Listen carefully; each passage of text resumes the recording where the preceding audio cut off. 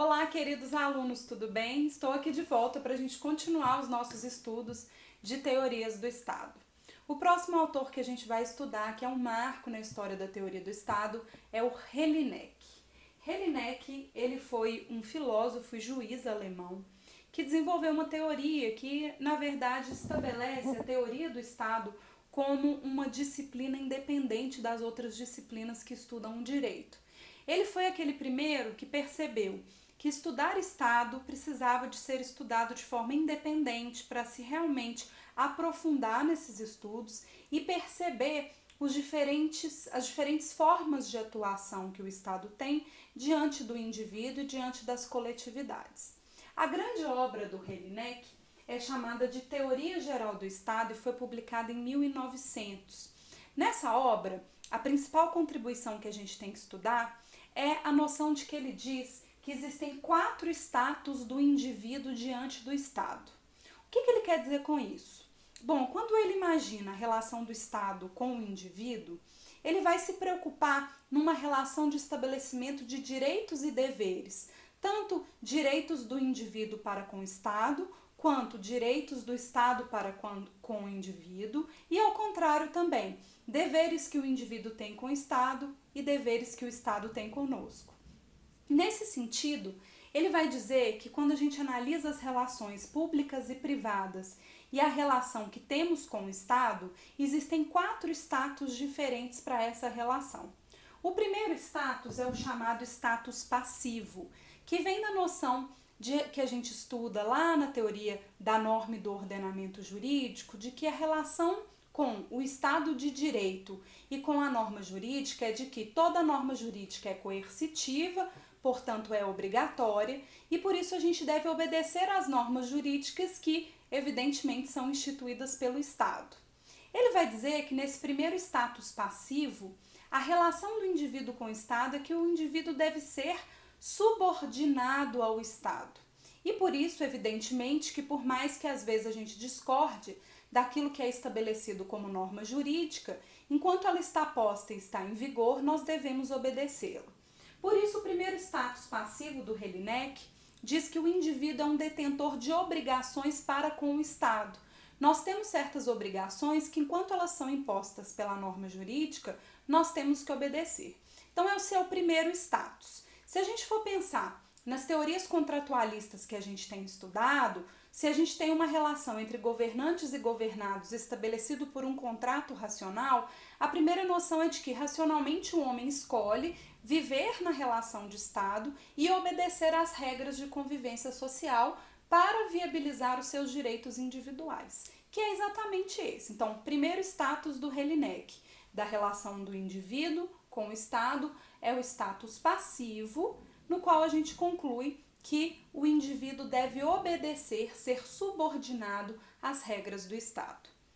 Num segundo status, ele já vai dizer que também, em contrapartida, se o indivíduo tem que ser subordinado no primeiro status, num segundo status a gente teria o status negativo, no qual as relações privadas que pressupõem liberdade nas relações privadas que pressupõem liberdade entre o indivíduo e outros indivíduos ou coletividades, o Estado deve se abster de atuar.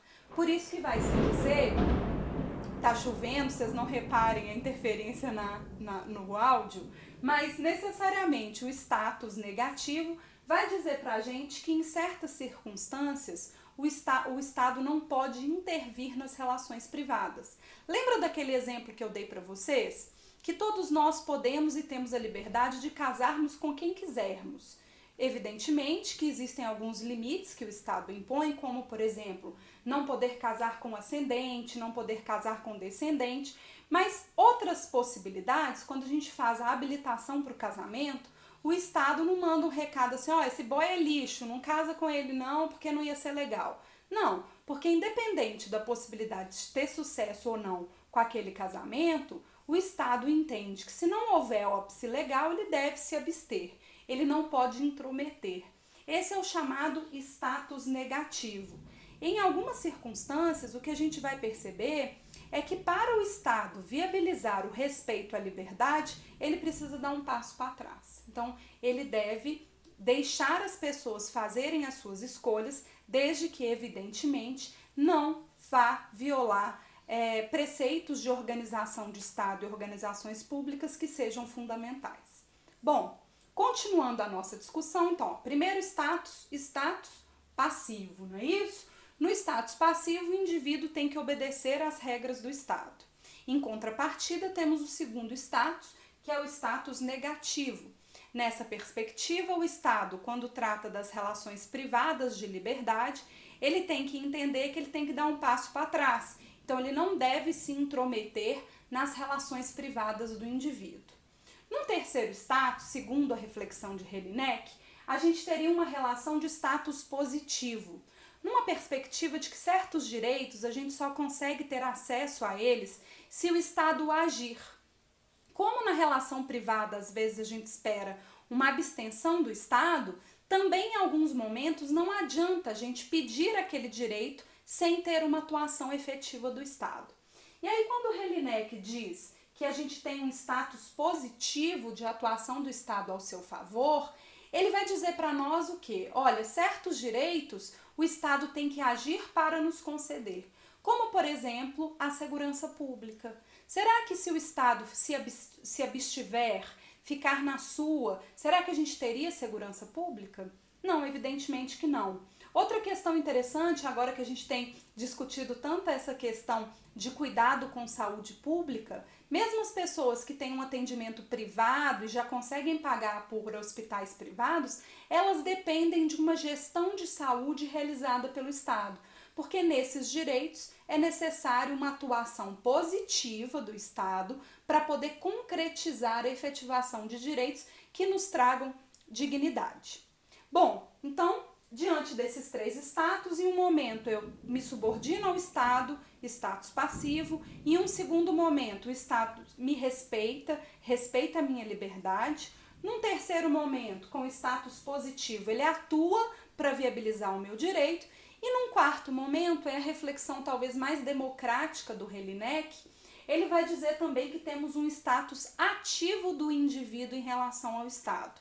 E aí quando ele discute que o indivíduo também pode ser ativo em relação ao Estado, ele vai nos mostrar que efetivamente nós temos o direito de participação cidadã. Numa perspectiva de que, mesmo que não seja somente votando e sendo votado no exercício dos nossos direitos políticos mais diretos, a todo momento o indivíduo tem o direito de participar dessa administração de Estado e viabilizar as relações participativas através das atuações mais diversas, tanto se manifestando, dizendo o que pensa, reivindicando do Estado, por exemplo, participando de um orçamento participativo, assinando um abaixo-assinado para participar de uma iniciativa popular de lei, até mesmo ajuizando uma ação, cobrando do Estado uma contrapartida para algum pedido que faça judicial. Então existe segundo o Jelinek, esses quatro status que o indivíduo vai ter em relação ao Estado.